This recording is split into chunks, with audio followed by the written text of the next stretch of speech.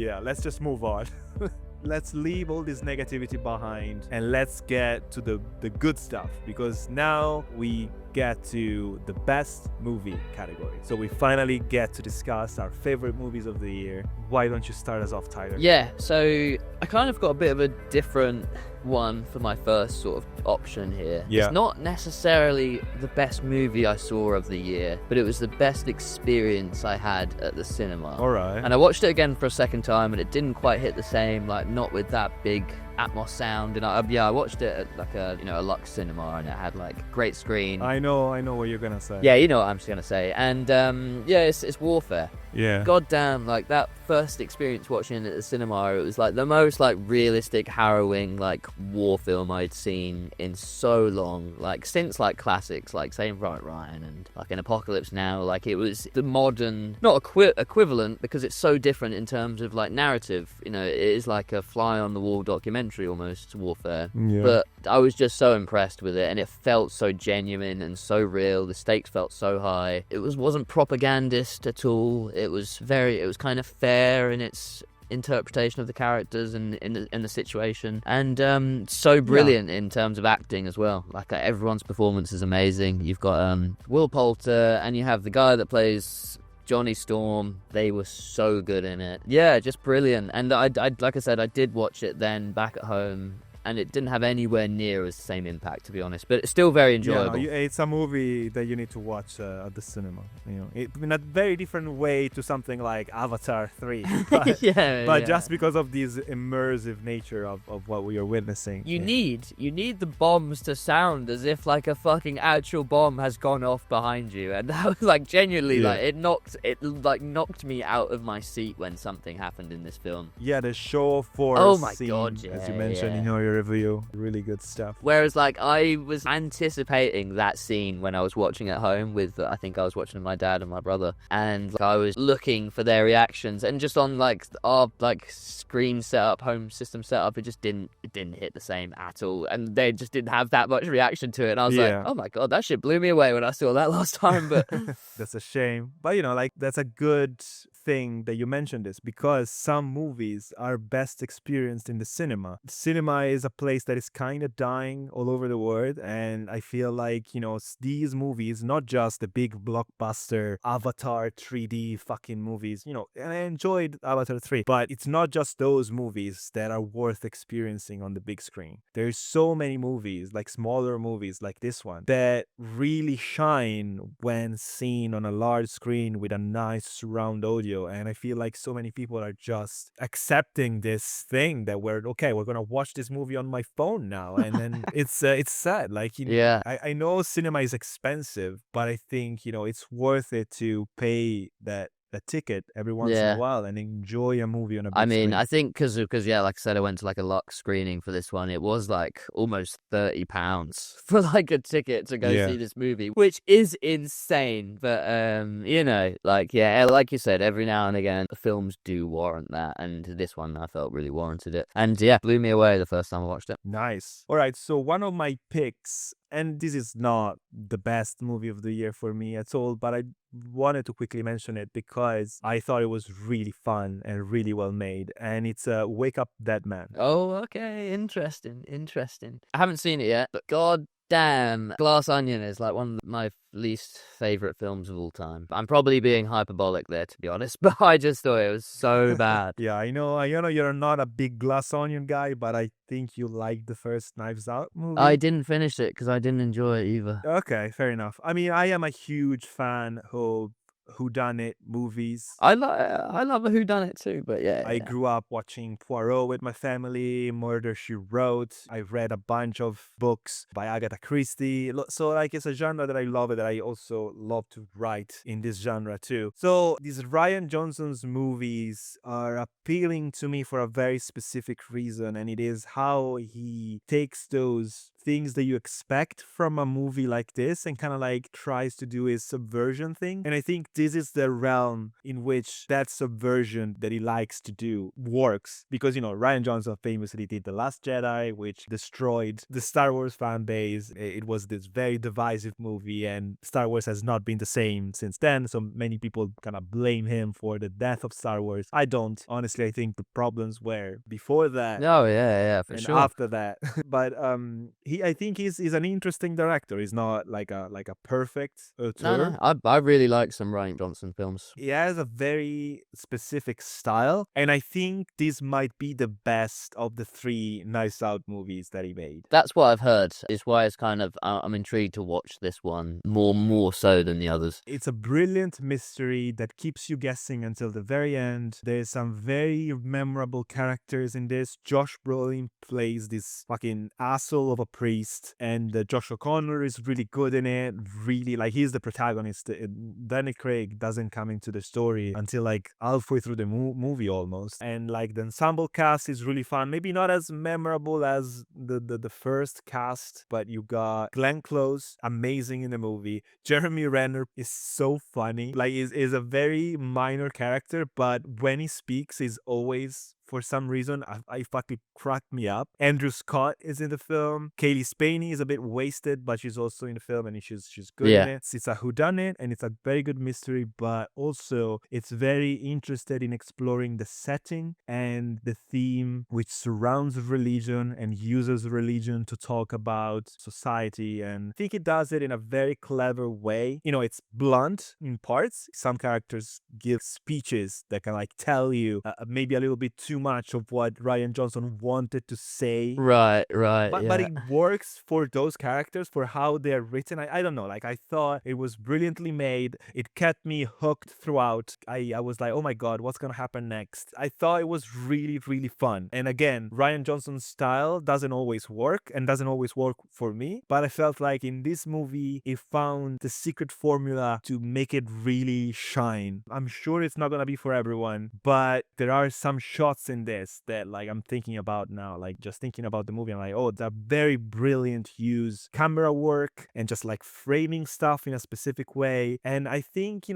these are fun movies. Maybe on a rewatch, it's gonna lose some of that surprise factor that hooked me. But that's the problem with a whodunit. When you know how it's gonna end, loses some of that charm. But I did really enjoy this. With Wake Up Dead Man, because my sort of like, I guess one of my biggest gripes with Glass Onion is that, I feel like with whodunits, like you want to seed clues and you want to do some subversions and some red herrings, but ultimately, like, the clues should lead you to like the killer, right? Like, otherwise I don't feel like it's satisfying. It's cheating. Yeah, because you are, the audience goes along with the detective trying to work out as with them as well. And I felt like Glass Onion was just like subversion, and then just like, here you go, Edward Norton's the bad guy all along. And it's like you never really actually like led us down that path, and they needed these massive like flashback exposition sequences to be like, this convoluted thing happened, so this convoluted thing could happen, then this convoluted thing could happen to lead us to where we are right now. And I just thought it was so underwhelming from that aspect. But is it a bit different in this one? That movie, Glass Onion, was way more interested in the message that it wanted to portray than the actual mystery. Right. And the mystery was done in a way that would allow for the message to come across the best. While here, I think the balance is better. Like, there is clearly something that Rian Johnson is trying to say, and something about our reality that these characters are representing in the story. But I think that is just flavor, and the actual meat of the story and the actual mystery, it's really satisfying and fun. It's something more for you to chew on if you choose to, but the movie is entertaining either way. Yeah. While Glass Onion relied on you to be like, oh yeah, like, these people are assholes. Yeah, even with my like dislike of the series so far, like this, I've heard a lot of good things, and I do intend to give this one a watch. Because like yourself, I love a whodunit murder mystery, especially when they're done well. Nice. Yeah, so I think this is, I'll quickly mention like weapons is in there for me. All right. Yeah, I think it kind of does show that it's not been like the greatest year for films, to be fair. Because yeah, I do agree with a lot of things you're saying, and I think if you pick another year, say fucking 5 years ago, 10 years ago, and Weapons comes out then, I bet it wouldn't have the same level of impact because there was probably a lot better stuff that it had to compete with, and I think it rose above like a lot of rubbish. But still, don't get me wrong, loved it. I thought it was great. Watched it twice now. I think I enjoyed it just as much or maybe even more the second time watching. Nice. Even having the mystery at the end, like that's going to happen. It didn't sully any of my enjoyment rewatching it at all. So yeah, this gets a mention from me. But my favorite of the year, and I kind of can't believe I'm saying it, to be fair, because it just, again, and I think in another year it wouldn't even like scrape the surface, to be fair. But Bring Her Back. All right. Yeah, great movie. Fantastic movie. It was brilliant, but yeah, 5 for me, best horror of the year, best film of the year. One of the best performances of the year from Sally Hawkins. She is insane. She's so brilliant, and and got like very little recognition for her performance in this, and I think it's on par with like how Toni Collette was seen when she did Hereditary. It's on that level. Was on that level, yeah. For sure. And you go through so many peaks and troughs with her character. You're like, oh, maybe she's sweet, you start to like her, then you find that she's the most insufferable human being you've ever seen portrayed on screen, and you're like, she is the most evil person. Yeah. Obviously it ramps up in terms of extremity, but it's only like very little grounded things at the beginning that she's doing, like she keeps pouring piss on like the kid's trousers, keep making think he's pissing himself and like that he's losing his mind and he needs to increase his medication or whatever. And just like little really evil, like mundane things that she would do. It just felt like so realistic that this like crazy obsessive woman who's, had this traumatic event happened to her, and this is why she's decided to take on these orphans herself. Yeah, and the movie is so mean to his character. Oh man, it really is. To see this level of evil, especially when the main characters are kids. Yeah, epitomized with the brother, like his final moments. Oh my god, like yeah, chills. That's such a rare decision. Like films like this, you're thinking, how are these two going to get out of this situation? Because I know they will, and this one it don't quite go down like that. So it's yeah, and like obviously saying Sally Hawkins, powerhouse performance, but the two Australian kids, is it Australian? Yeah, it is Australian. Yeah, it's an Australian movie. The two Australian kids in it, like I've never seen either of them in anything else, and oh my god, they like felt so believable. Like I was just like, these were just like real kids. real kids, and like I love the relationship between the two. I love the dynamic, and we get some like revelations about their characters, which kind of try and drive a wedge between them. It's brilliant. It is brilliant, and I was maybe a bit unfair with how I set it up by saying it wouldn't scratch the surface on another year, but I did love this film, and I thought it was so great. Yeah, agreed. Amazing movie.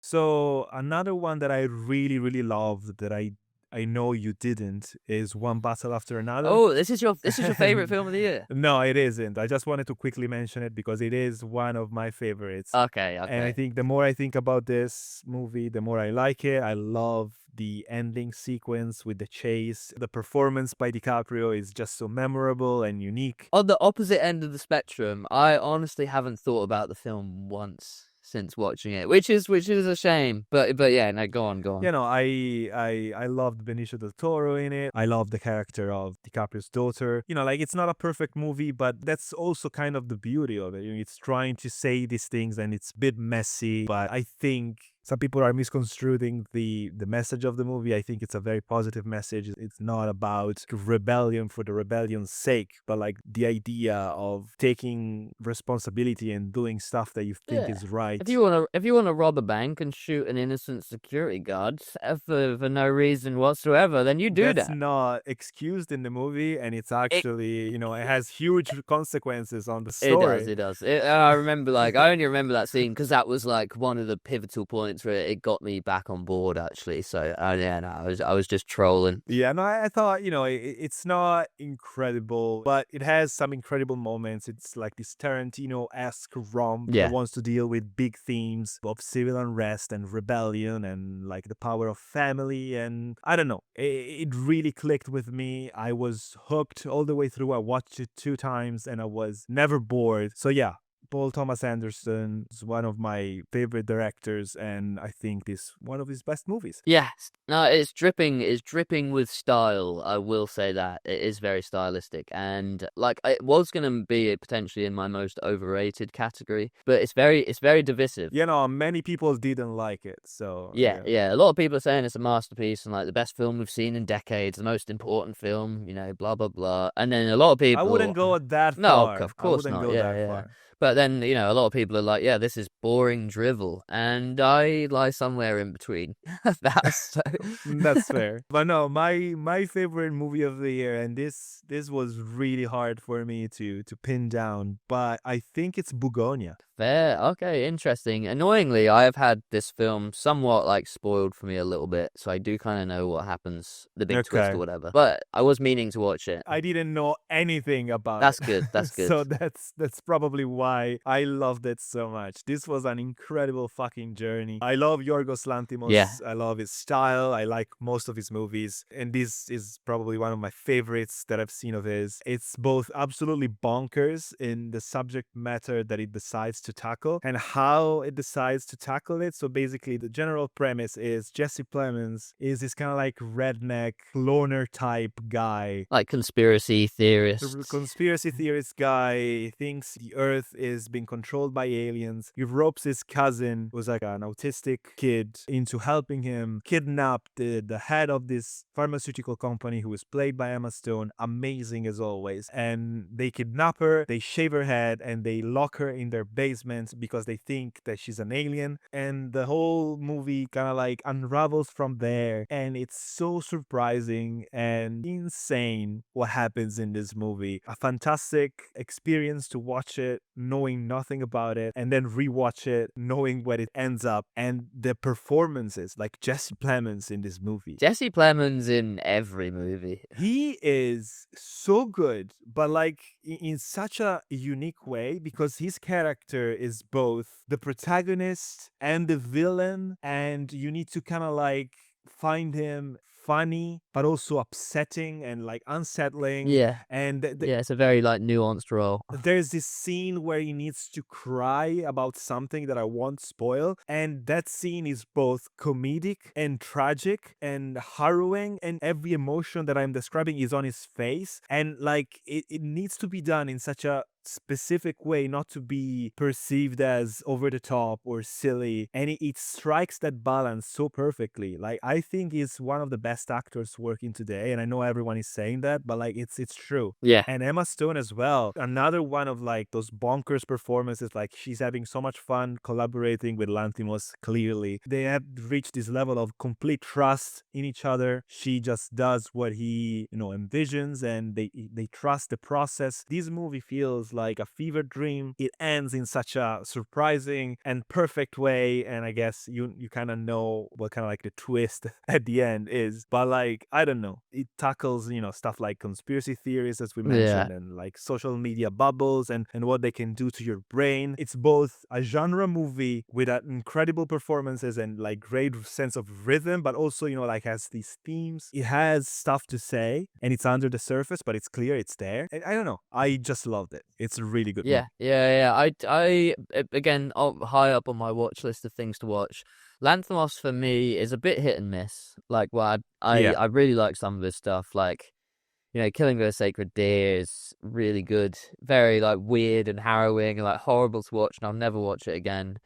And The Lobster is like one of the most infuriating films I've ever watched. Like it actually like annoyed me as I was watching it, and it just like so frustrating because everyone was being so fucking weird all the time, and nobody would just say like what you want them to say. Yeah. But yeah, Bugonia looks really good. This is way more entertaining than any of those. Okay. It's way more rewatchable. It's more akin to Poor Things. Yes, yeah. A bit more like mainstream. Like Poor Things is a very weird Lanthimos movie, but it's very entertaining. Yeah, and this is the same same. Yeah, which is good to hear. I remember when my mate told me the twist, basically, and I kind of expected that's what would happen, just because of knowing his work. Because and it's a Lanthimos movie. Yeah. He's like, obviously he will subvert expectations and do something crazy and weird, because that's what he does. And I'm glad. I'm glad he does go in that direction. But I will certainly be watching this, and I'm not surprised you rate it so highly. Nice. All right, are we done?